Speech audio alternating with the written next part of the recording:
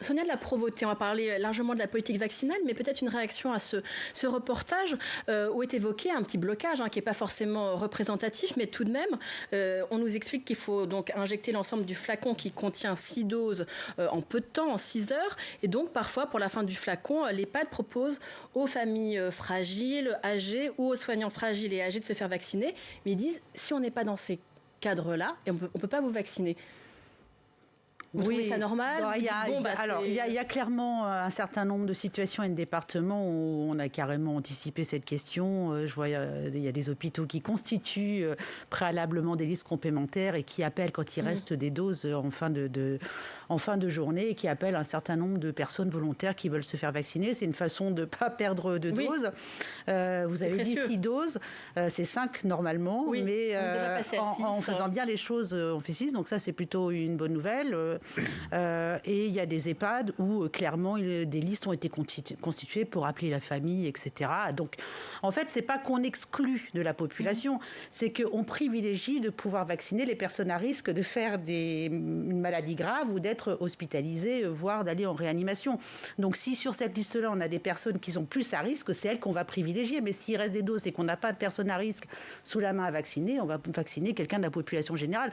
L'objectif, c'est quand même l'immunité collective le plus tôt possible également, au-delà de la protection des personnes qui en ont besoin. Martin Lévrier, on voit aussi à travers ce reportage que les réticences ont été levées assez facilement dans cette EHPAD, des personnes qui ne voulaient pas forcément se faire vacciner initialement, par un effet d'espèce de boule de neige, effet un petit peu vertueux, finalement, dans cette EHPAD, par exemple, à peu près tout le monde y vient. Sur votre plateau, il y a quelques mois, j'avais dit que les Français avaient été assez extraordinaires pendant cette crise qui dure toujours, pendant cette pandémie, avec le respect des masques, avec le respect des gestes barrières, avec cet ensemble. Donc il y a toujours en France une logique de controverse, parfois d'opposition, et qui est d'ailleurs très positive et qui fait avancer les choses. Et sur le vaccin... Le débat aussi, oui. Et le débat qui fait avancer le débat, tant qu'il reste dans la controverse. Quand c'est le combat, c'est pas très intéressant. Mais dans le cas de la vaccination, on a eu exactement la même chose. C'est-à-dire une forme d'inquiétude et qui est tout à fait légitime. Je veux dire, un vaccin, des vaccins, pas un en plus, des vaccins inventés en moins d'un an. Enfin, moi, je suis émerveillé, je tiens à le redire, je suis émerveillé devant les progrès de la science qui vont nous sauver. C'est remarquable, il faut le dire. On peut quand même saluer ce vaccin que personne n'attendait. À ce moment de l'année. Je crois que là, vraiment, il faut remercier les chercheurs, il faut remercier l'industrie pharmaceutique, il faut se rendre compte du pas de géant qui a été fait et qui va nous permettre d'avancer. Et donc, les Français sont conscients de ça, se sont rendus compte que... tout était mis en œuvre pour que la sécurité maximale existe et au fur et à mesure, toutes les inquiétudes vont être levées pour 90% des gens. Il y aura toujours des réfractaires définitifs, mais là c'est plus de l'idéologie que de la science. Sonia de la Provoté, vous avez coécrit un rapport qui approuve globalement la stratégie de l'exécutif, mais tout de même, vous avez aussi déploré un certain nombre de retards pris ces dernières semaines. Quelles en sont les raisons pour vous ?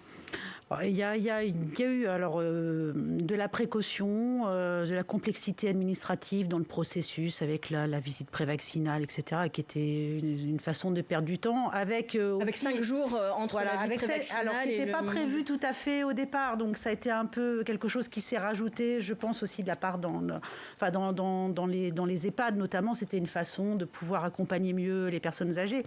Il y avait cette inquiétude de perdre des doses, mais clairement c'est pas un sujet, cette inquiétude de perdre des doses. Parce que si on constitue des listes complémentaires, on ne les perd pas, les doses. Parce que l'objectif, c'est de vacciner prioritairement les personnes à risque, mais de vacciner tout le monde. Donc on voit bien qu'il y a eu... Voilà. Et puis il y a eu du retard à l'allumage. C'est-à-dire qu'il a été annoncé pendant les vacances, pendant la trêve de Noël, parce que les vacances, tout le monde n'en a pas eu, bien sûr.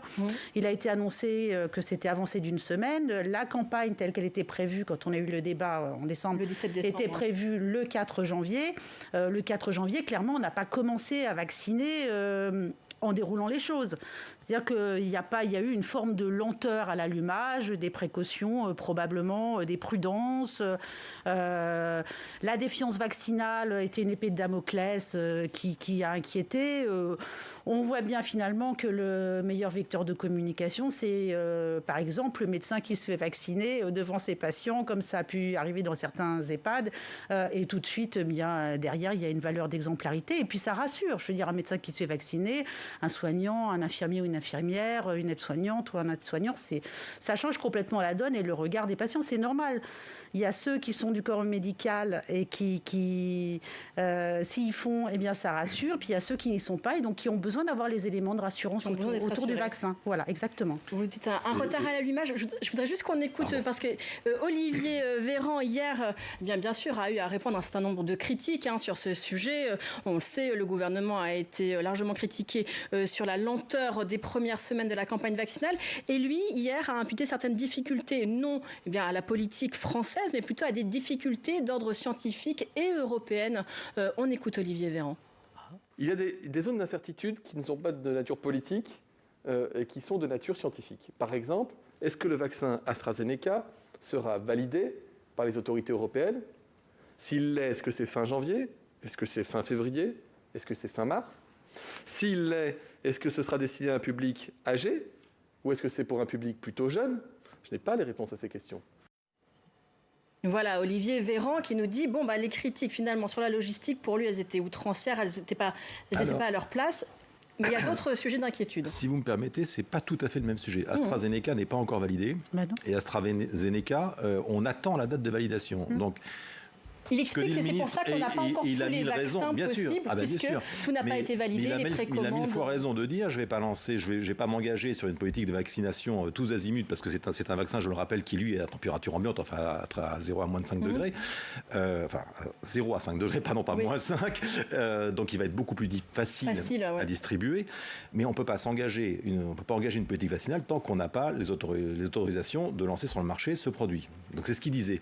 Pour le tout début, je mets des nuances quand même sur le début. Moi, je crois beaucoup à la pédagogie et j'ai bien vu, j'en avais déjà parlé aussi ici, ma maman a plus de 100 ans, elle n'est pas en EHPAD mais en résidence de personnes âgées et il y avait une inquiétude des personnes âgées qu'il a fallu lever, qui a été assez longue à lever. Nous, ça a été des discussions avec mes frères et sœurs, avec le médecin, etc. Donc, je pense qu'il y a eu tout ça aussi. On ne voulait pas rater la première marche. Je crois que le gouvernement a 1000 fois raison de ne pas rater la première marche parce qu'elle était la plus importante. Et il valait mieux prendre un petit peu de temps au début pour convaincre les personnes âgées qui sont les personnes les plus fragiles, vous l'avez dit à juste raison. Et il valait peut-être mieux perdre un petit peu de temps d'abord pour bien réussir après et que le coup soit vraiment bien lancé. La précipitation, l'urgence ne répond pas toujours à l'important. Il vaut mieux faire l'important d'abord. Vous êtes d'accord là-dessus? Il ne faut pas confondre vitesse et précipitation, mais enfin, il ne faut pas faire l'éloge de la lenteur non plus. C'est-à-dire que là, je constate qu'on a 1,8 million de doses disponibles, avec 500 000 qui vont être distribuées toutes les semaines, et il y a moins de 200 000 personnes vaccinées. Ce que je veux dire, c'est qu'il y a un décalage entre la disponibilité des doses et l'administration réelle sur le terrain. Et donc là où il y a quand même un sujet logistique. Là où je pense qu'il faut que ça déroule. Il faut prendre du temps peut-être pour bien faire les choses, mais clairement, il y a un truc qui n'attend pas, c'est l'éventuelle troisième vague, c'est le variant britannique, tous ces sujets-là qui sont des inquiétudes. Nous sommes aux portes de ces sujets-là, on le sait très bien, ça bouge quand même un peu les incidences du virus dans les territoires et de la maladie. Et donc clairement, de toute façon, on est instamment obligé d'accélérer et donc j'espère que le temps qui a été un peu pris au départ va aider à fluidifier très largement l'arrivée de la dose jusqu'à l'administration. Vous m'accorderez qu'on a déjà des courbes sur ce sujet-là et que la montée en puissance est exponentielle et est très forte et heureusement. Mais attention, elle est très forte.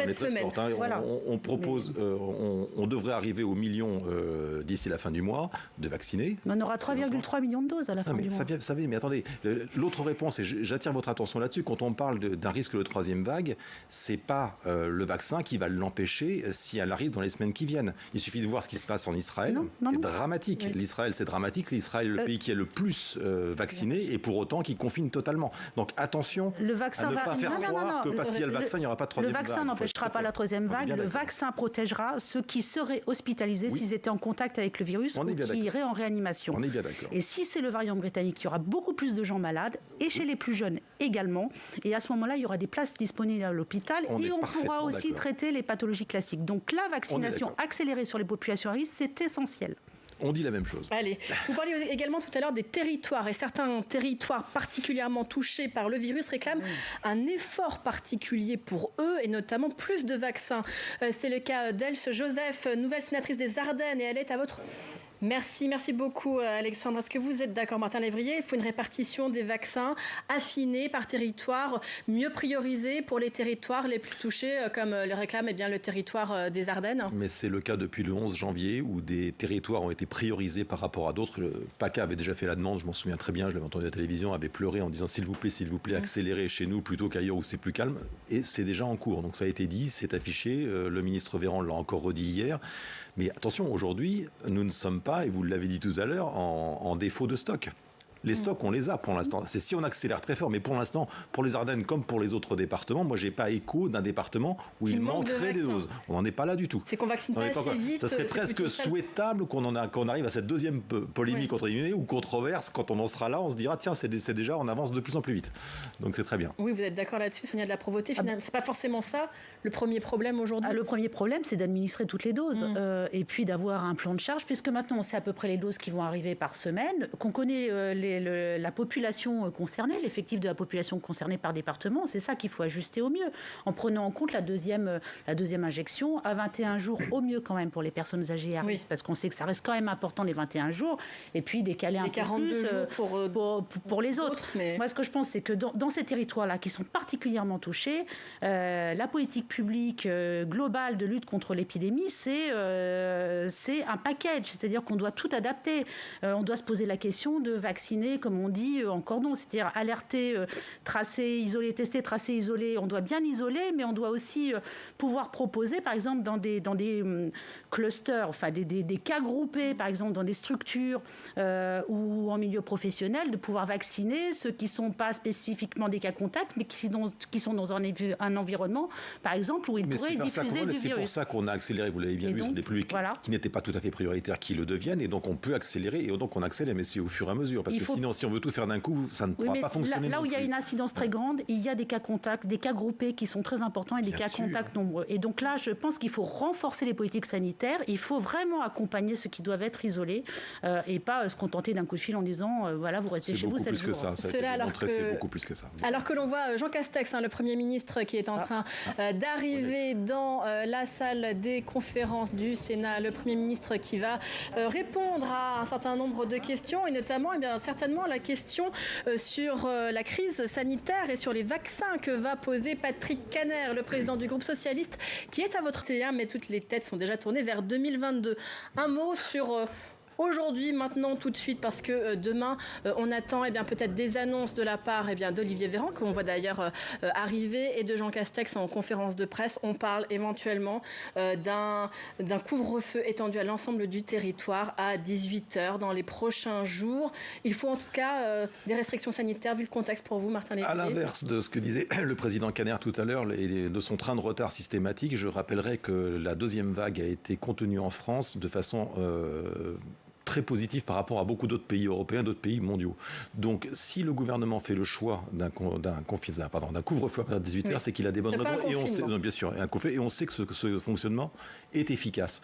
Donc, si malheureusement on doit le faire, c'est qu'il faut le faire. Et là-dessus, j'ai toute confiance dans le gouvernement qui a prouvé sur les 4 derniers mois sa capacité à agir de façon positive sur cette crise. C'est la preuve de son anticipation, nous dit Martin Lévrier. Au contraire, donc un couvre-feu à 18h sur l'ensemble du territoire, vous pensez que ça serait suffisant ? C'est que ma petite formation scientifique, quand même, malgré tout, me fait un peu me poser la question de est-ce que c'est efficace à 18h par rapport à 20h ? Quel est le gain ? Vous doutez En termes économiques, ça, c'est certain que ça a des conséquences. Donc, je pense qu'il y a un rapport bénéfice-risque à regarder.